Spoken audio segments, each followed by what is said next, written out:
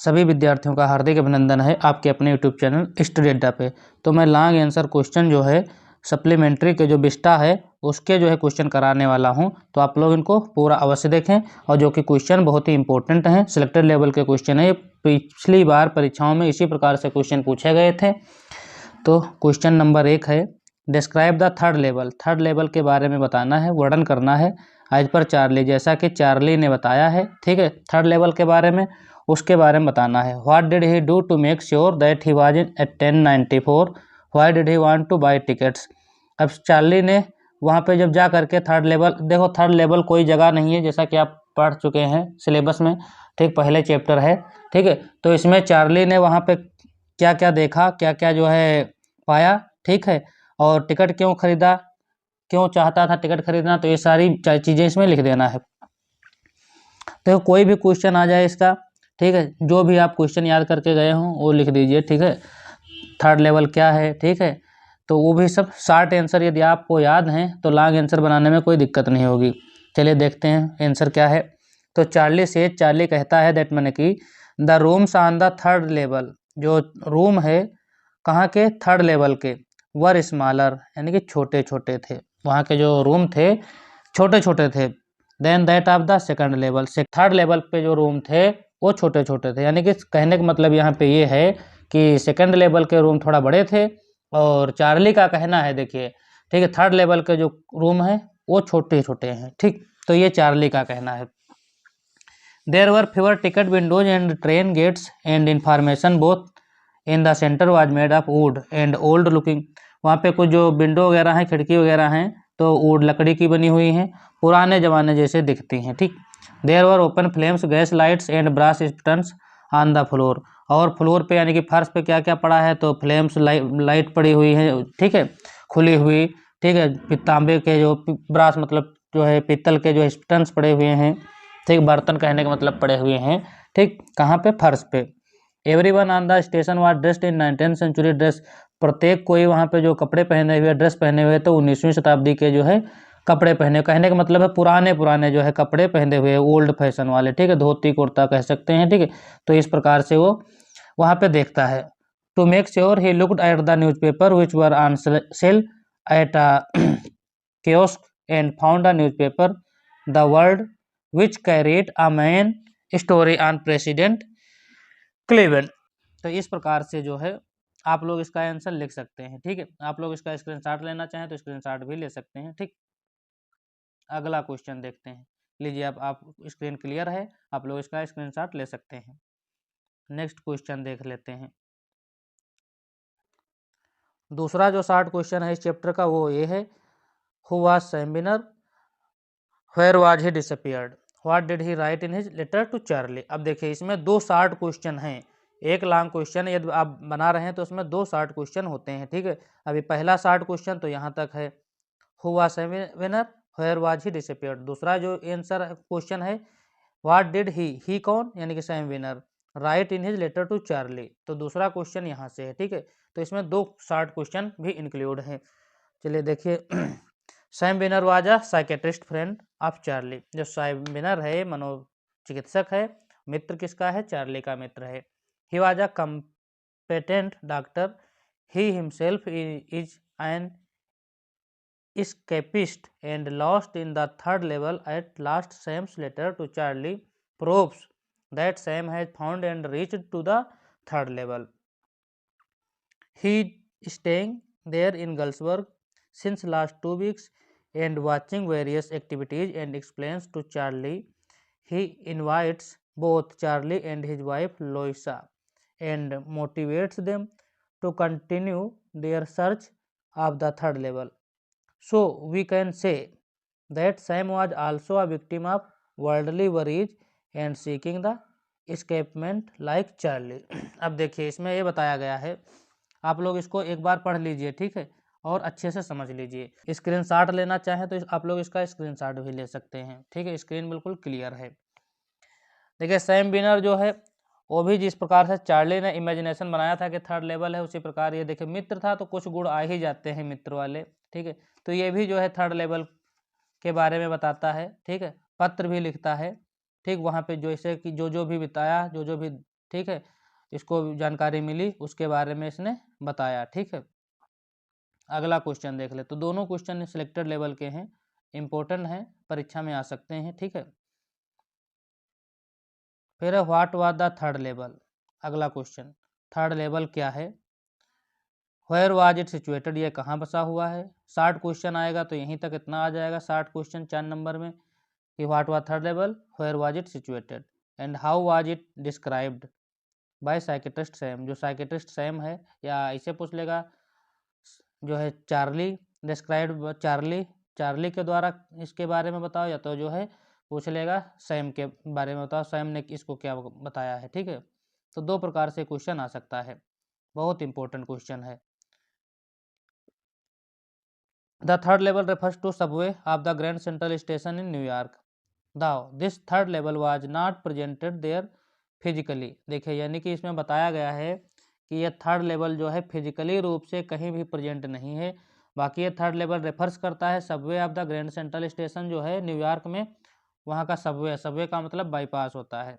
But Charlie claimed, Charlie ने यह सिद्ध किया कि it to be present there, कि ये वहाँ पे है। Sam's letter to Charlie's dated 18 जुलाई 1894, 18 जुलाई 1894 को जो लेटर लिखा गया, ठीक है, उसमें इसने बताया, it is written from Galesburg Illinois in response to Charlie's claim of having visited the third level.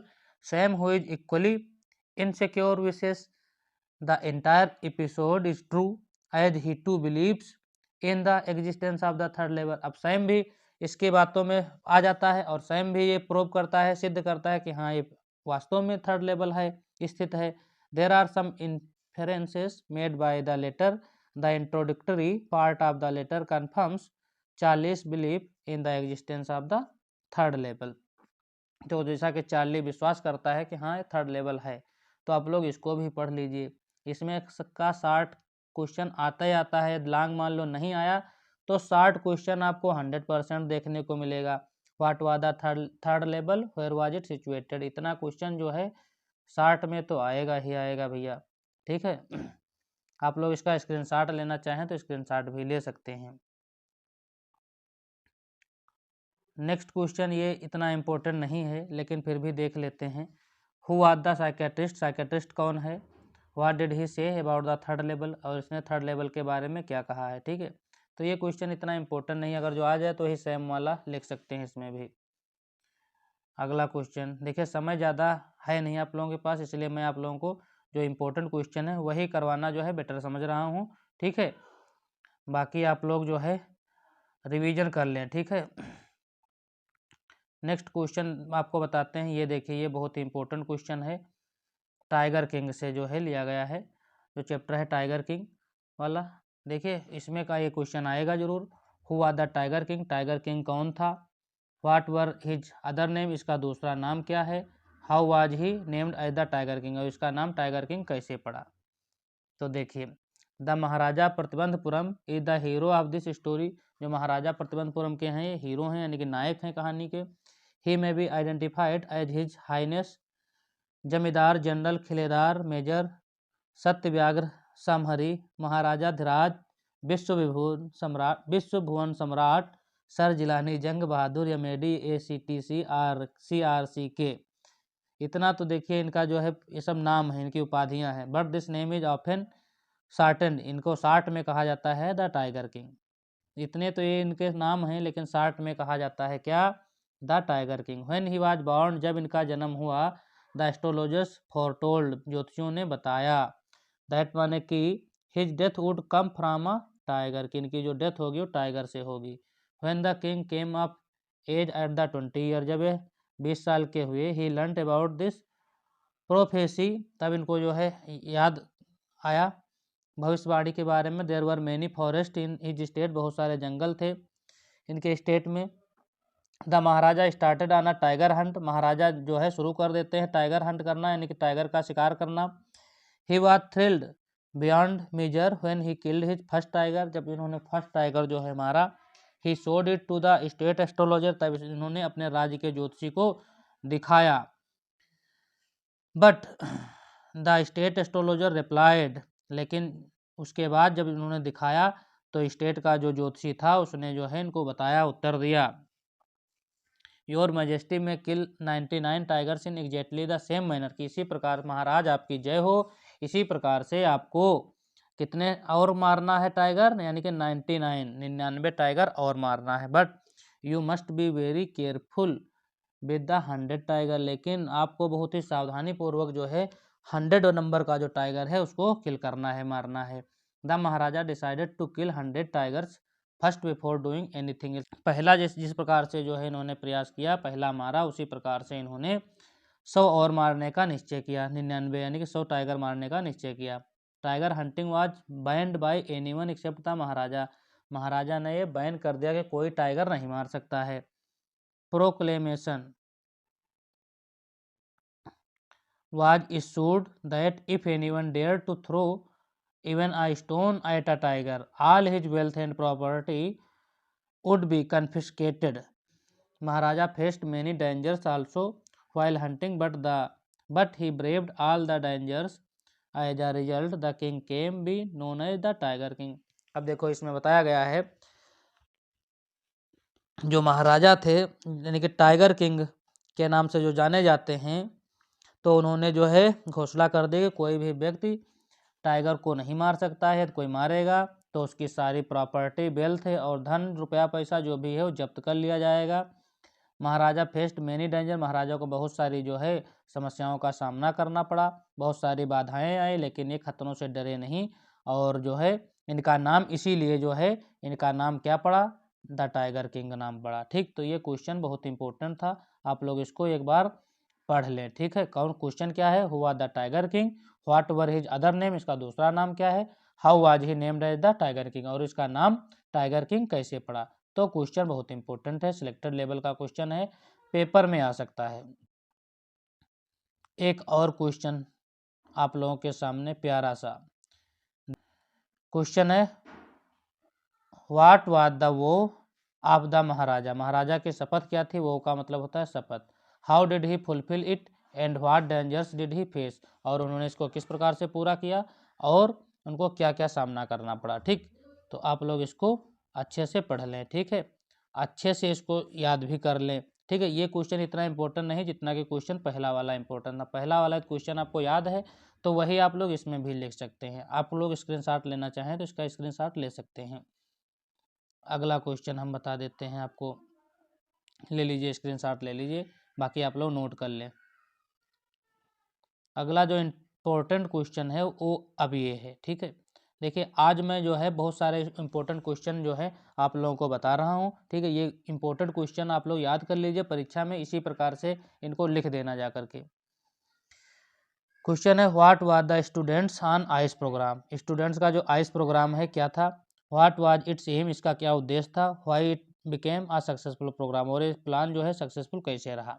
बहुत इंपॉर्टेंट क्वेश्चन है, पेपर में आएगा, आप लोग इसको स्टार मार्क कर लें। ठीक है, students on ice was a research program.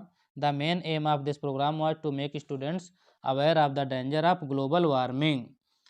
It would help them foster a new understanding and respect for our planet. On the basis of this understanding, they would frame policies to save.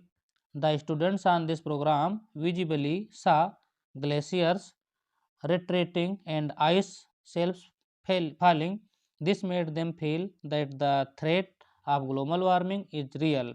The program became successful because it's impossible to go anywhere near the South Pole and not be affected by it. Through this program, students got the educational opportunity. देखिए इस programme में टिसानी दोषी और 52 member, total member 52 थे। ठीक है, और टिसानी दोषी भी गई थी साथ में, और कनाडा के जॉफ ग्रीन थे, ये सब जो है मिलकर के स्टूडेंट कक्षा 10 के जो विद्यार्थी थे उनको जो है ले गई थी कहाँ, अंटार्कटिका पे। ठीक, तो वहाँ पे बच्चों को दिखाना था, क्या दिखाना था, किस प्रकार से पिघलते हैं बर्फ़। ठीक है, और वहाँ ग्लोबल वार्मिंग के खतरे से कैसे जो है बचाया जा सकता है आगे चल करके अर्थ को, पृथ्वी को। तो ये सब जानकारी इसमें थी। ठीक है, आप लोग इसको नोट कर लें। अगला क्वेश्चन देखिए इसी चैप्टर का एक और इम्पोर्टेंट है। ठीक है, ये क्वेश्चन बहुत ही ज़्यादा इम्पोर्टेंट है, लेसन से ही कुछ ना कुछ आएगा जरूर, ठीक है। ये भी क्वेश्चन इंपॉर्टेंट है। Describe Antarctica in your own words on the basis of the lesson journey to the end of the earth. तो जो चैप्टर है चैप्टर का नाम है journey to the end of the earth. इस प्रकार इस पे जो है आप लोगों को बताना है, अपने शब्दों में बताना है, ठीक है, अंटार्कटिका के बारे में। तो Antarctica is the only place on earth that has not supported human population. यहाँ पे देखिए अंटार्कटिका में ह्यूमन पॉपुलेशन नहीं है, ठीक है, जनसंख्या नहीं निवास करती है। जिस प्रकार से इंडिया और चाइना ये सब जनसंख्या है, लेकिन वहाँ पे ज़्यादा लोग नहीं है, वही थोड़ा अंतरिक्ष केंद्र वगैरह हैं, ठीक है, बाकी कुछ नहीं है। So it remains almost as pure as it used to be millions of years ago. The word geological history is trapped in Antarctica. About 90% of the Earth's total ice is stored here. देखो बताया गया question से, देखो एक बार इसको पढ़ लेंगे तो बिल्कुल आपको हिंदी भी इसकी क्लियर हो जाएगी। बहुत सिंपल लैंग्वेज में लिखे हैं। यहाँ पे 90% जो है बर्फ़ है, पृथ्वी की जो जितनी बर्फ़ है तो 90% बर्फ़ जो है यहीं पे स्टोर है, कहाँ, अंटार्कटिका में। देयर आर नो ट्रीज, कोई पेड़ नहीं है, बिल्डिंग कोई नहीं है, और अदर ह्यूमन मार्कर्स कुछ भी जो है यहाँ पे कुछ पाए नहीं जाता है। There we can observe how a little change can affect the environment. If the West Antarctica ice sheet melts entirely and the Gulf Stream ocean current is disrupted, they may lead to the end of the world. Besides, 500,000-year-old carbon records lie trapped in its layers of ice. So, if we want to study the Earth's past, present and future, Antarctica is the right place to go. तो इस प्रकार से देखो मैंने आप लोगों को ये क्वेश्चन भी बताया, ठीक है।